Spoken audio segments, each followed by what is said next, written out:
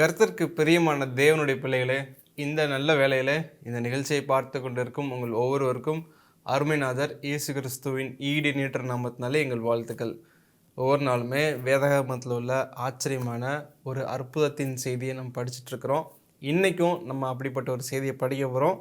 நம்மோடு சிறப்பு விருந்தினராக சகோதரர் பீட்டர் மாதவன் அவர்கள் இணைந்திருக்கிறாங்க. வாங்க நாம் அவரை வரவேற்று நிகழ்ச்சிக்குள்ளே போகலாம். சகோதரர் மாதவன் அவர்களே, எப்படி இருக்கிறீங்க? கர்த்தருடைய கிருபையினால் மிகவும் சுகமாகவும் நலமாகவும் இருக்கிறேன் பிரதர். ரொம்ப சந்தோஷம். இந்த நாளில் நம்ம வேதாகமத்திலேருந்து என்ன ஒரு ஆச்சரியமான செய்தியை படிக்க போகிறோம். வேதாகம ஆச்சரியங்களில் இன்றைக்கு ஆண்டவராகிய இயேசு கிறிஸ்துவின் வாழ்வில் அவர் செய்த தியாகத்தில் உள்ள ஆச்சரியங்களை பற்றி நாம் பார்க்க போகிறோம். இன்றைக்கான தலைப்பு இயேசு கிறிஸ்து இரத்தம் சிந்தின 5ஆம் நிறுத்தம் என்ற தலைப்பின் கீழாக பார்க்க போகிறோம். இதற்கு முன்பதாக 4 நிறுத்தங்களை பற்றி நாம் பார்த்திருக்கிறோம். முதலாவது நிறுத்தம், கெத்செமனே தோட்டத்தில் ஆண்டவராகிய இயேசு கிறிஸ்துவின் வேர்வை வழியாக இரத்த கசிவு ஏற்பட்டதை பார்க்கிறோம். இரண்டாவது நிறுத்தம், அவருடைய முதுகில் வாரினால் அடித்தபோது இரத்த கசிவு ஏற்பட்டது என்பதை நாம் பார்த்தோம்.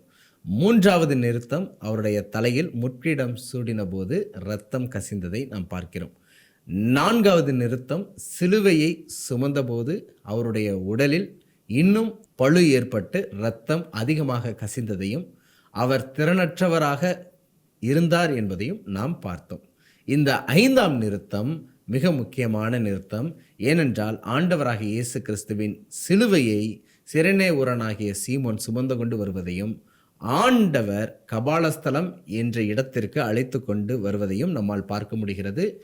இந்த கபாலஸ்தலம் என்னும் இடத்தில்தான் ஆண்டவராகிய இயேசு கிறிஸ்துவை சிலுவையில் அறைந்தார்கள் என்று வேதாகமம் பதிவு செய்கிறது.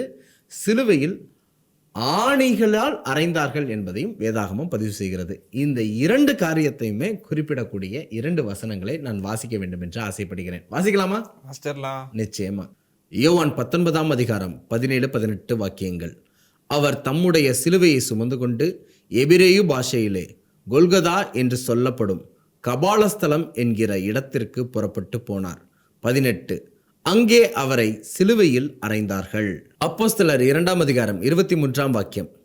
அப்படி இருந்தும் தேவன் நிர்ணயித்திருந்த ஆலோசனையின்படியையும் அவருடைய முன் அறிவின்படியையும் ஒப்புக் கொடுக்கப்பட்ட அந்த இயேசுவை நீங்கள் பிடித்து அக்கிரமக்காரருடைய கைகளினாலே சிலுவையில் ஆணியடித்து கொலை செய்தீர்கள்.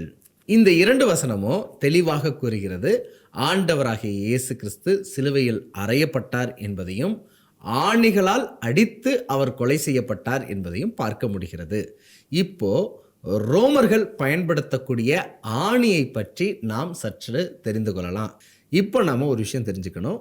ரோமர்களுடைய ஆணி எவ்வளவு உயரம் கொண்டது, எதினால் செய்யப்பட்டது என்பதை நாம் புரிந்து கொள்ள வேண்டும். ரோமர்களுடைய ஆணிகள் இரும்பினால் செய்யப்பட்டது. அதுவும் 5 to 7 இன்ச் உயரமான ஆணிகள்.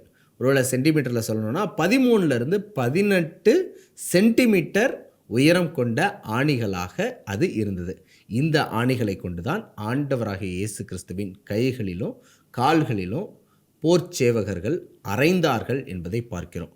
இப்போ கவனிங்க, ஏற்கனவே முதுகில் ரத்தம் கசியுது, உடம்பெல்லாம் வேர்வையில் ரத்தம் கசியுது, தலையில் ரத்தம் கசியுது.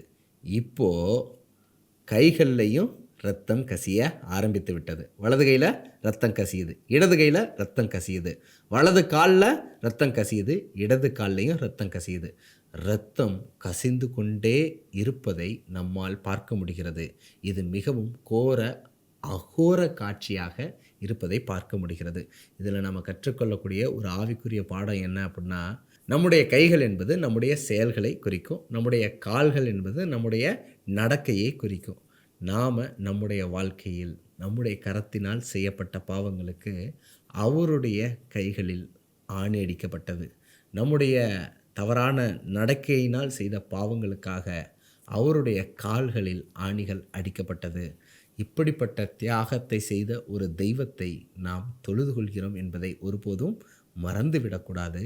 நம்முடைய பாவம் மன்னிக்கப்பட்டது என்பது லேசான காரியம் அல்ல. அதுக்கு மிகப்பெரிய விலை கொடுக்கப்பட்டிருக்கிறது. அது என்ன அப்படின்னா, அவருடைய கைகள் ஆணிகளை சுமந்தது, வலி வேதனையை சுமந்தது என்பதை நாம் மறந்துவிடக்கூடாது. ஆண்டவர் தாமே நம்முடைய கைகளில் உள்ள எல்லா அக்கிரமங்களை நீக்கி, நம்முடைய நடக்கையில் கால்களில் இருக்கக்கூடிய எல்லா அக்கிரமங்களையும் நீக்கி, ஒரு புதிய செய்கைக்காரர்களாக, புதிய செயல் வீரர்களாக, புதிய நடக்கை செய்யக்கூடியவர்களாக, நம்முடைய செயல்களையும் நம்முடைய நடக்கையையும் நம்முடைய சிந்தனையையும் நம்முடைய வார்த்தையையும் நம்முடைய முகபாவனையும் எல்லாவற்றையும் அவருடைய இரத்தத்தினால் புதுப்பித்து புதிய நபர்களாக மாற்றுவாராக. இதுதான் நாம் கற்றுக்கொள்ளக்கூடிய ஆவிக்குரிய பாடமாய் இருக்கிறது. ஆமீன் சகோதரரே. வேதாகமத்தில் சிலுவையின் பாடுகளை குறித்து ஒவ்வொரு எபிசோட்லையும் நம்ம படிச்சுட்டு வந்துட்டுருக்குறோம். இன்றைக்கி இப்படிப்பட்ட ஒரு ஆச்சரியமான செய்தியை தந்த உங்களுக்கு நேர்கள் சார்பாக நாங்கள் எங்கள் நன்றியை தெரிவித்துக் கொள்கிறோம். ஆமென் நண்பரே.